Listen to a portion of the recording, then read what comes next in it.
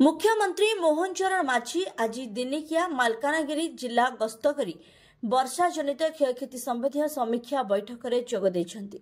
गत लघुचाप जनित वर्षा जोगु बन्या परिस्थिति सृष्टि होइतिबा बेले यथाशीघ्र सर्वे करी रिपोर्ट देबाकू मुख्यमंत्री जिला प्रशासन को निर्देश देबा सह रिलीफ कोड अनुसार बासगृह पशु संपद और फसल नष्टर क्षतिपूरण प्रदान कराजिबो बोली प्रकाश करथिले। एथिसह जणे मध्य जेभଳି वंचित न हेबे सेथिप्रति दृष्टि देबाकू परामर्श देइथिले। बन्या प्रपीड़ित अंचल रे यथाशीघ्र विद्युत सेवा जोगाइबा सह विशुद्ध पानीय जल जोगाण उपरे गुरुत्वारोप करथिले। पुलिस ओड्राफ और अग्निशम बाहिनी मध्य भल समन्वय थिबा पुलिस पक्षरु मुख्यमंत्री को अवगत करा जायथिला। एही समीक्षा बैठक रे अन्यमानक मध्य राजस्व मंत्री सुरेश पुजारी, सांसद बलभद्र माझी, मालकानगिरी विधायक नरसिंह माड़कामी, मुख्य सचिव मनोज आहूजा, स्वतंत्र रिलीफ कमिशनर देवरंजन सिंह, मुख्यमंत्री कार्यालय जुग्म सचिव त्रिलोचन महांती समेत डीआईजी, जिलापाल, आरक्षी अधीक्षक और समस्त जिलास्तरीय अधिकारी जोग देइथिले। संभाव्य लघुचाप जनित वर्षा को दृष्टि रखी केन्द्र गृह मंत्री अमित शाह मुख्यमंत्री जोगाजोग रे एथिसह केन्द्र गृह सचिव और राज्य गृह सचिव मध्य संपर्क रे एथिपाई समस्त आवश्यक सहयोग जोगाई देबाकू केन्द्र सरकार प्रस्तुत थिले। ओड्राफ्र सेवा पर्याप्त न हुए तेबे आवश्यक स्थले एनडीआरएफ सेवा मध्य निया जाइथांता और आवश्यक स्थले बीएसएफ को मध्य व्यवहार करा जाइथांता। पूर्व प्रस्तुति पर्याप्त थिला, तेणु सेमानकर आवश्यकता पड़िला नहीं। केन्द्र सरकार हेलिकॉप्टर जोगे देबाकू मध्य प्रस्तुत थिले। मालकानगिरीवासी को मु धन्यवाद जनाउछि। ओड्राफ, अग्निशम बाहिनी, पुलिस और समस्तंकर सहयोग फल कौनसी जीवन जाए नहीं, किंतु 8,830 हेक्टर जमी जलमग्न होइतिला, जहाँ फल बहु फसल क्षति होइछि। एतिसह 576 घर आंशिक और 21 बासगृह संपूर्ण क्षतिग्रस्त होइछि। सेमानक पई पॉलिथिन और रंधन खाद्यर मध्य व्यवस्था करा जायतिला। उच्चता कम थिबा पोल उपरे जल प्रवाहित हेबा द्वारा मोट 15टी रास्ता गमनागमन बंद थिला। मुख्यमंत्री आमे आसिछु क्षयक्षतिर अनेक आकलन करी जो मानक घर नष्ट होइछि सेमानकु ओडिशा रिलीफ कोड अनुसार क्षतिपूरण दियाजिबा सह फसल नष्ट और गृहपालित पशुर मृत्यु होइतिले क्षतिपूरण जोगाई दियाजिबो बोली राजस्व मंत्री सुरेश पुजारी प्रकाश करिसेंति।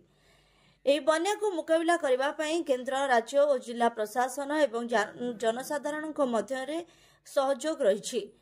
आगामी दिन में किभली रास्ता अवरोध न हुए से आसंता डिसेम्बर 2025 सुधा मालकानगिरी अन्य अंचल सह जेभली विच्छिन्न न हेब से नहीं निर्देश दिया जायछि बोली राजस्व मंत्री श्री पुजारी प्रकाश करिसेंति। 5 तारीख दिन संभाव्य डीप डिप्रेशन एवं तजनित वर्षा बाबद मेटालोजिकल सर्वे ऑफ इंडिया पक्षर आमको अवगत कराइला। ये क्रम मालकानगिरी देकरी लघुचाप गति कर कोरापुट मालकानगिरी देकरी पूरी ढेंकानाल देकरी छत्तीसगढ़ पर्यंत जीव एवं ये तथ्य डिजास्टर मैनेजमेंट डिपार्टमेंट से माने जिला प्रशासन मान को मध्य अवगत करथिले एवं कोरापुट जिला एवं मालकानगिरी जिला उभय जिला क्षतिग्रस्त हबार संभावना दृष्टि आगुरु राज्य सरकार जिला प्रशासन को सतर्क करने फल जिला प्रशासन मध्य सतर्क थिले।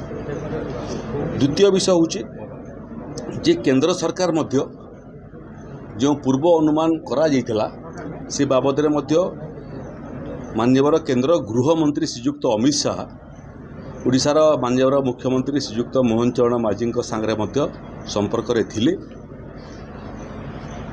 ओडिशा सरकारंकर गृह सचिव एवं केंद्र गृह सचिव मध्य संपर्क रे थिले। ये क्रम रे समस्त आवश्यक सहयोग जोगई देवा पई मध्य केंद्र प्रस्तुत थिला। से क्रम रे ओडीआरएफ रो सेवा जदि पर्याप्त न हुए ताहले एनडीआरएफ को मध्य सतर्क कराइतिला। आवश्यक पड़े सेमानकर मध्य व्यवहार होता। एनडीआरएफ ठारू मध्य अधिक आवश्यकता जदि पड़ी था बेले बीएसएफ को मध्य स्टैंड बाय रखाइला केंद्र सरकार को द्वारा। तेणु पूर्व प्रस्तुति पर्याप्त पूर्व प्रस्तुति थिला, किंतु से सहयोग आमको आवश्यकता पड़ला नहीं, आम संभाली देलु। चपर आवश्यकता दृष्टि केंद्र सरकार जिते दरकार चपर पहुँचाई प्रतिश्रुति देते एवं केंद्र सरकार यार यार वर्षा और तजनित क्षयक्षति बाबद खबर रखुले मु मालकानगिरीवासी को एवं कोरापुटवासी को उभय को मु धन्यवाद जनवाई चाहे जिला प्रशासन ठारू आरंभ कर सामाजिक संगठन पर्यंत ये वर्षा समय समस्ते सहयोग हाथ बढ़िले 6 गोटी ओडीआरएफ टीम थिला 5टी अग्निशम विभाग एटी रखाई परिस्थिति को मुकाबला करने तेणु उभय पुलिस प्रशासन अग्निशम विभाग एवं ओडीआरएफ एमानकर एवं आपण मानकर समस्त सहयोग फल गोटे भगवान आशीर्वाद कैजुआलिटी हैला नहीं किंतु से क्रम गुड़िए 8,830 हेक्टर जमी वर्षा जो जलमग्न होता जो व्यापक शस्य क्षयक्षति होती 576टी आंशिक भाव में 21टी बासगृह प्रबल वर्षा जो क्षतिग्रस्त होता से पॉलिथिन व्यवस्था कराई खाइबार रंधा खाद्यर व्यवस्था कराई 9+6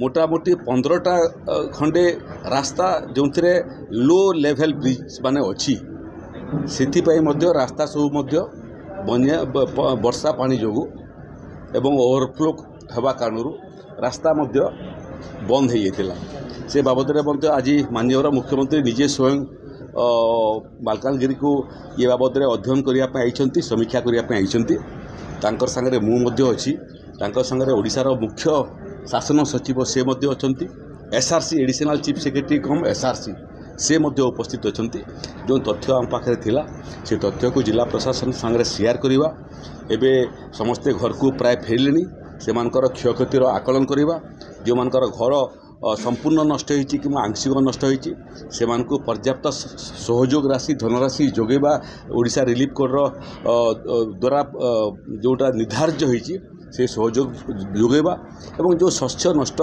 फसल नष्ट होती से चाषी मानकर फसल नष्टर एसेसमेंट करवा एवं से क्षतिपूरण देवा वर्षा बनिया परे परे बहुत समय छोट बड़ बेमारी आसिक पहुँची जाए तेणु से समस्त प्रकार औषध पत्र सीडीएम पाखे गच्छित अच्छी से भाया परिस्थिति को मुकाबला करने पशु संपद क्षेत्र में गुड़िए पशुंर वर्तमान पर्यंत बाबद खबर मिलूना से प्रशासन चेष्टा कर क्षतिपूरण परिधि भितर आसो तेणु आम ये प्रतिश्रुति दौचु जे ये बन्या को मुकाबला करने केंद्र सरकार ठारू आरंभ कर जिला प्रशासन पर्यंत समस्त सहयोग रहा जनता सहयोग रहा आकु जमी रास्ता कटअप न से बाबद निर्दिष्ट पदक्षेप लिया गोटे वर्ष भितर मोटामोटी डिसेम्बर 2025 सुधा मालकानगिरी बाकी अन्य अंचल ठारू विच्छिन्न हेब नहीं से भाया निर्देश दि जाए। बहुत बहुत धन्यवाद।